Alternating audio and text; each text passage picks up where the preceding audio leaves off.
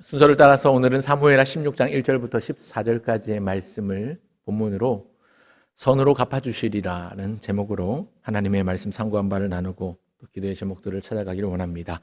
선으로 갚아주시리라. 가슴 아픈 본문의 내용이 이어지고 있습니다. 다윗이 자기 아들 압살롬을 피해서 도망가는 과정이 나타나고 있는데요. 강도에게 위협을 받으며 쫓기는 것도 아프고 원수들에게서 몰려서 쫓겨가는 것도 참 슬픈 일인데 지금 자기 아들에게 쫓기고 있는 아비 된 다윗의 마음은 얼마나 아프고 속상하겠습니까? 오늘 본문에 보면 다윗의 상황을 아파하며 돕는 것처럼 보이는 사람도 나오고요. 반대로 악담과 저주를 퍼붓는 사람도 나옵니다. 먼저 보시면 사울의 시종이었던 시바라는 인물이 나오는데요. 무비보셋을 섬기고 있던 중이었습니다. 그런데 그 시바가 다윗에게 찾아와서 음식을 제공합니다. 1절과 2절에 보면 그 내용이 나오는데요. 겉으로 보기에는 다윗에게 잘하는 것처럼 보이지요. 그런데 사실은 절름발이 중증 장애를 가진 자기 주인 무비보셋을 버려두고 혼자 다윗에게로 나온 것입니다. 이 내용이 지금 당장 드러나진 않는데요. 나중에 19장 후반부에 가보면 그 사실이 드러납니다. 심지어 자기가 모시고 있던 그 무비보셋을 음해하기도 합니다. 3절에 다윗이 그에게 묻기를 왕이 이르되 내 주인의 아들이 어디 있느냐 하니 시바가 왕께 아뢰되 예루살렘에 있는데 그가 말하기를 이스라엘 족속이 오늘 내 아버지의 나라를 내게 돌리리라 하나이다 하는지라. 거짓말로 다윗에게 둘러댑니다. 너의 주인 무비보셋은 어디 가고 너 혼자 왔느냐라고 물었을 때에 시바가 대답하기를 내 아버지의 집을 다시 돌리겠다. 그러니까 사울의 왕권을 내가 할아버지 사울의 집을 다시 왕권을 되찾겠다 하는 마음으로 그렇게 모반을 일으키려고 한다는 것을 그렇게 일러 바치고 있는 것입니다. 사실은 이 3절은 거짓말입니다. 어쨌거나 다윗에게 찾아와서 음식을 제공하고 있으니까요. 겉으로 보기엔 다윗에게 잘하는 것처럼 보입니다.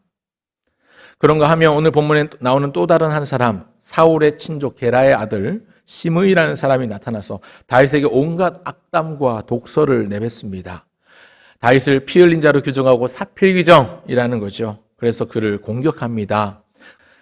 아비새가 9절에 보면 그를 죽이려고 하는데요. 다윗이 말립니다. 오히려 시므이의 말을 듣고서 겸허하게 은혜를 구하는 모습이 11절과 12절에 나옵니다. 심지어 자기가 독설을 듣고 그 저주를 퍼붓는 시므이가 자기에게 하는 내뱉은 말을 참고 들으면서 그가 무슨 잘못이 있겠느냐. 하나님이 그를 통해서 나를 저주하라고 하지 않으셨겠느냐. 자기가 지금 당하고 있는 이 도망가고 쫓기고 있는 그래서 사람들에게 비방거리가 되고 조롱거리가 되고 저주를 퍼붓는 사람들이 나오는 이것조차도 사실은 하나님께서 하고 계신 것이다 라는 그 이면에 하나님께서 모든 것을 통전적으로 지금 이끄시고 계신다는 하나님의 주권에 대한 인정의 모습들이 다윗에게 있습니다. 오히려 시므이의 말을 듣고서 겸허하게 하나님의 은혜를 구하는 모습이 12절에 나오는데요. 오늘 그 저주 때문에 여호와께서 선으로 내게 갚아주시리라 이런 마음들이 있지요. 오늘 본문에 나오는 이 가슴 아픈 사건을 통해서 우리에게 주시는 교훈이 있습니다. 무엇일까요? 첫째는 인생이 때때로 아프다는 것이죠. 인생은 때때로 아픕니다. 누구나 행복하길 원하고 바랍니다. 그러나 이 땅에서의 삶은 때때로 아프고 슬픕니다. 다윗처럼 자기가 저지른 허물 때문에 일어나는 아픔도 있지요. 자기 허물을 시작으로 해서 자기가 다른 여인을 취하고 그 남편을 죽게 하고 살인하지 말라, 간음하지 말라, 도둑질하지 말라, 내 이웃의 집을 탐하지 말라 이 모든 것들을 하나님 앞에 행함으로 말미암아서 범함으로 말미암아서 시작되었던 그 가문의 자손들이 바람잘 날 없이 피가 몰아치고 두고두고 후대의 비방거리가 되고 책 잡히는 거리가 되게 만들기도 합니다. 그런데 가끔은 이유를 알 수 없는 아픔들도 따라오지요. 그리고 그 아픔은 간혹 감당하기 힘든 정도로 무겁게 느껴질 때도 있습니다. 지금 다윗은 아들 압살롬에게 쫓긴다는 사실 자체도 무척이나 아픕니다. 그런 가운데 두 사람을 만났습니다. 시바라는 사람을 만났는데 이 사람 사실은 겉으로는 다윗을 위하는 것 같이 보이지만 겉과 속이 다른 사람입니다. 그런가 하면 시므이라는 사람을 만나기도 하지요. 이 사람은 악담을 통해서 다윗을 더 아프게 만드는 사람입니다. 마치 상처난데 소금을 뿌리는 듯 합니다. 안 그래도 아픔의 골짜기를 걷고 있는 다윗을 가장 뼈아픈 독설로 들쑤시며 마음을 공격하고 있습니다. 성경이 이 모습을 보여주고 있는 것은 때때로 우리 인생이 그렇기 때문입니다. 우리의 삶이 참 고단하고 아프고 힘들 때가 있죠. 안 그래도 속상하고 아픈 일을 당했는데 그런 가운데 더 아픈 상황을 맞이하는 것이 인생입니다. 살다 보면 별의별 사람이 다 있습니다. 이 시므이는요, 얼마나 독설을 퍼부었는지 13절과 14절에 보면요, 시므이가 산비탈로 따라가면서 그를 저주했다. 그를 향하여 돌을 던졌다. 먼지를 날리더라. 이런 말씀이 있는데 그 결과가 뭐냐면 14절에 왕과 그와 함께 있는 백성들이 다 피곤하여. 다 피곤하여.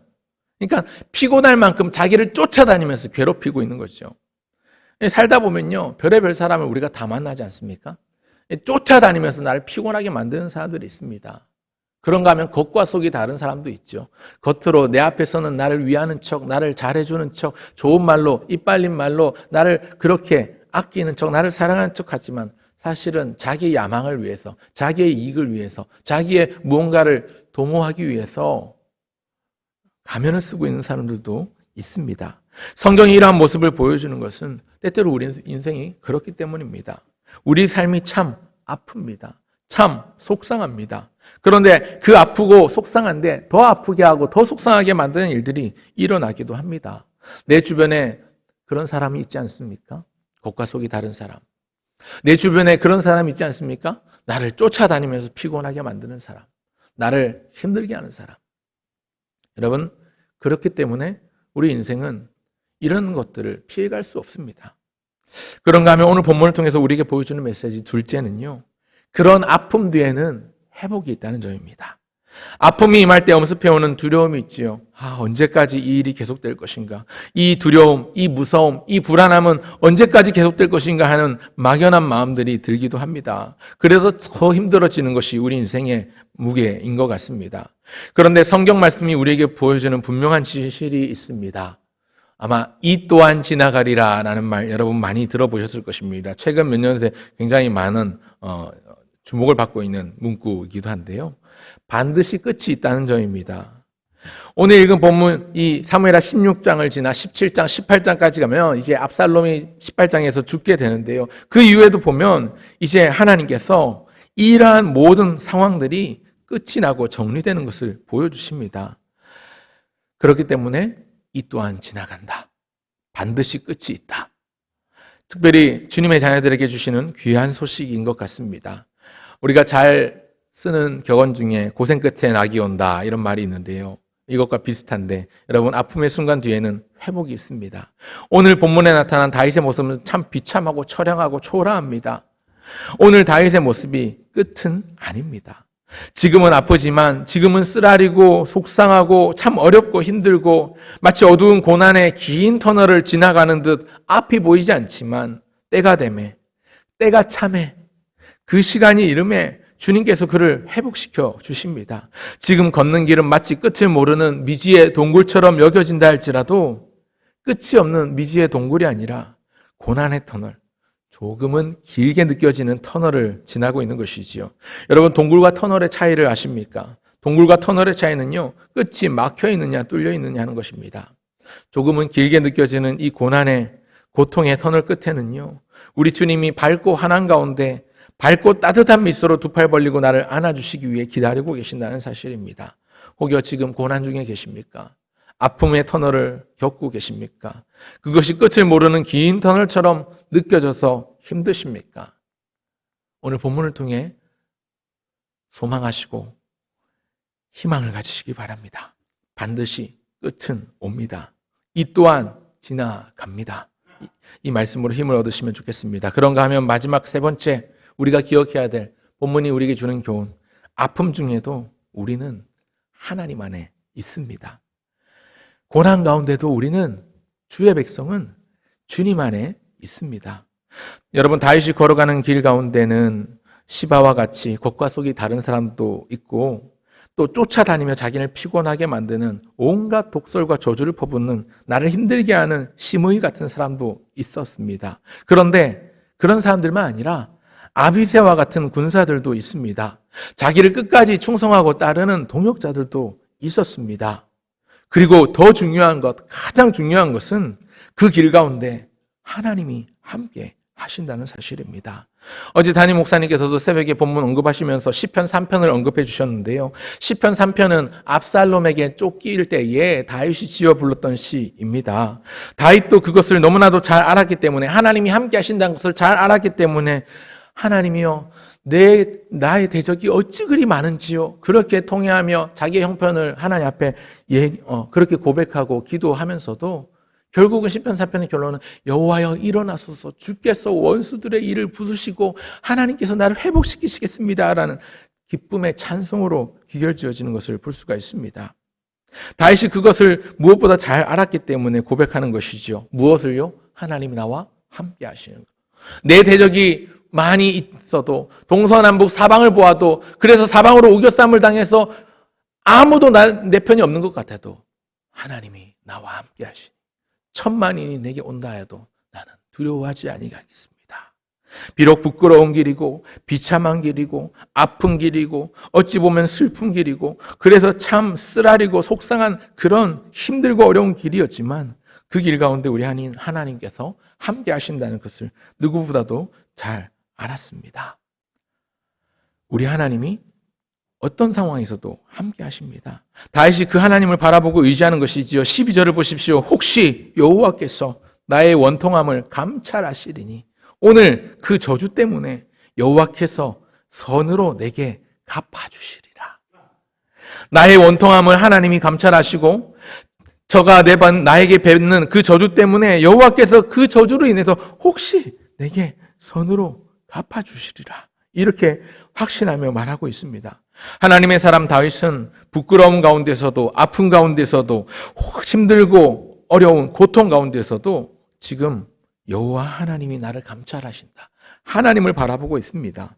여러분, 어떤 상황 가운데서도 주님을 바라보고 주님을 의지하는 것, 이것이 성도의 길이고 오늘 저와 여러분이 걸어가야 하는 길이고 반드시 걷게 될 길인 줄 믿습니다.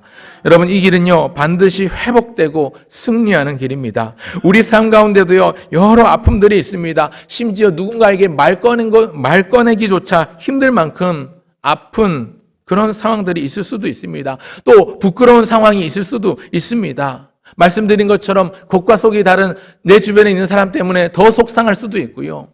또 나를 쫓아다니며 피곤하게 만들고 나를 힘들게 하는 사람 때문에 어려울 수도 있습니다. 그러나 그런 상황 가운데서도 우리는 지금 다윗의 모습처럼 나를 감찰하시는 하나님을 생각하고 나를 감찰하시는 하나님께 내어 맡길 수 있는, 주님을 바라볼 수 있는, 그래서 내 주님 계시기에 혹시 나를 불쌍히 여기사 그 저주 때문에라도 여호와께서 나에게 선으로 갚아주신다, 이런 믿음을 가지고 이 또한 지나가리라 여기며 그 함께 하시는 하나님 바라보고 인내하면 되는 겁니다. 그렇게 인내하고 주님을 바라볼 때 끝은 오고 마침내 결국 승리합니다. 오늘도 그 하나님을 붙잡고 동행하시기 바랍니다. 오늘도 그 하나님을 붙잡고 의지하시기 바랍니다. 오늘 이 하루를 살면서 수많은 상황에 만나게 되겠죠. 수많은 사람을 만나게 되겠죠. 그 상황 가운데, 그 사람 가운데 나를 힘들게 하고 나를 피곤하게 하고 나를 어렵게 하고 나의 속을 후벼 파는 일들이 있다 할지라도 우리가 바라보아야 될 건, 우리의 시선이 머물러야 할 것은 연약한 나 자신, 그 속상하게 만드는 그 사람에게 있는 것이 아니라 우리의 시선이 하늘을 향하고 하나님을 향해서 하나님께서 반드시 나를 감찰하신다. 하나님께서 나를 통해서 선으로 갚아주신다는 믿음을 가지고 나아가는, 그래서 이 하루가 하나님께 영광이 되고 하나님께 충성이 되는 이 하루가 되시는 저 여러분 모두가 되시기를 주의 이름으로 축원합니다. 기도하겠습니다.